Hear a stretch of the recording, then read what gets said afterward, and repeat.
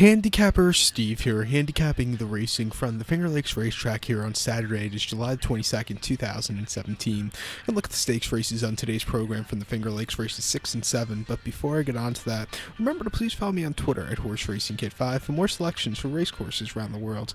So let's get on to it. Races 6 and 7 are the races I'll be looking at. The sixth race from the Finger Lakes is the New York Oaks per $75,000. It's for fillies, 3-year-olds, New York breds, field of 6 horses going the distance of ground, 1,700 meters for international viewers, or 1 mile and 1/16th on the main dirt.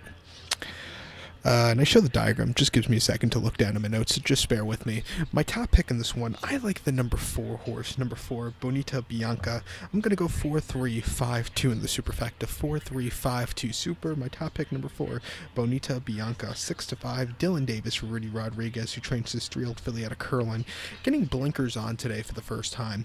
Most recently down the Jersey Shore at Monmouth Park, 1 mile, June the 24th, an optional 50 claimer.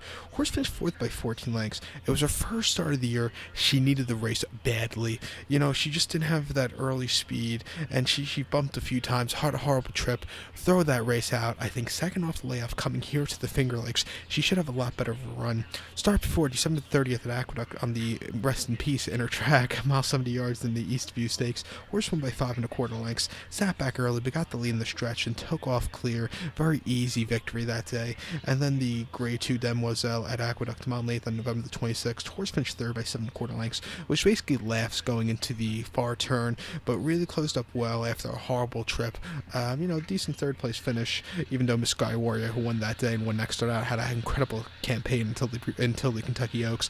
But before that, this horse won the Maiden Mist very nicely and won at Belmont main special weight very nicely. I think this horse should have a very good start here today, so he'll be my top pick. So to recap my bets for the 6th from the Finger Lakes, it's the New York Oaks. Going to go with the 4 horse Bonita Bianca. I'm going to go 4-3-5-2 in the superfecta. To race number 7 now from the Finger Lakes, the 7th race. It is the featured. It's the New York Derby, purse $150,000. It's for those who are entered and are eliminated. All fees will be refunded. It's for 3-year-olds here. If you read the conditions for this race, it's kind of confusing. So it's for 3-year-olds, New York bred. So just keep that in mind. Field of 7 horses going the distance of ground of 1,700 meters, or 1 mile and 1/16th on the main track. Mile and 1/16th. My top pick in this one, I like the number 3 horse, Twisted Tom. I'm going to go 3-6-4-2 in the superfecta, 3-6-4-2 super. My top pick, number 3, Twisted Tom, 2-1, Fergal Lynch for Chad Brown, who trains the Streel Gelding out of Creative Cause.